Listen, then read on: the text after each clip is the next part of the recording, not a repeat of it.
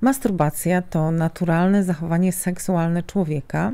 Masturbacja to jest rodzaj samozaspokajania, czyli dotykania własnego ciała, stymulowania własnego ciała rękami lub różnymi akcesoriami celem uzyskania satysfakcji seksualnej. Masturbacja, zwana czasem solomiłością, jest aktem rzeczywiście skupionym na sobie. Funkcjonuje, czy też istnieje z człowiekiem od bardzo wczesnych lat dziecięcych, kiedy to pełni funkcję najpierw wyłącznie poznawczą. Odkrywamy nasze ciało i sprawdzamy, jak działa i jakie daje nam doznania. Potem w okresie dojrzewania następuje wykorzystanie czy też użycie masturbacji w takim celu rzeczywiście regulacyjnym, ponieważ następuje wyrzut hormonów, podniesienie napięcia seksualnego, pojawia się w ogóle to napięcie seksualne i wtedy rzeczywiście ta masturbacja staje się taką częścią naszego życia seksualnego, pierwszych doznań seksualnych i też uczenie, jakby umożliwia uczenie się ciała.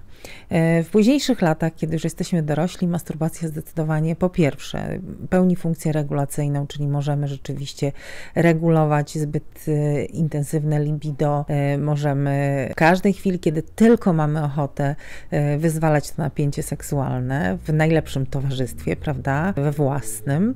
Następnie oczywiście są też inne funkcje, na przykład funkcja czysto przyjemnościowa, kiedy możemy z partnerem eksplorować ten obszar i partner lub partnerka mogą nam towarzyszyć przy tej masturbacji. To może być bardzo podniecające dla osób zaangażowanych, czy też aktywnie, czy też obserwujących. No i ma też funkcję oczywiście poznawczą, czyli również eksplorujemy to, jak doświadczamy własnego ciała i możemy pomóc partnerowi, uczyć partnera, jak chcemy być sami dotykani, więc masturbacja rzeczywiście pełni bardzo ważną funkcję. Czy warto bać się masturbacji?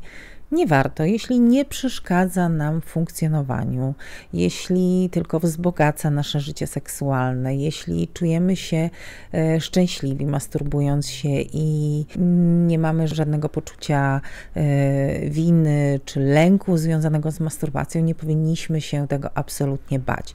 Jeśli takie uczucia się pojawiają, warto skonsultować się ze specjalistą.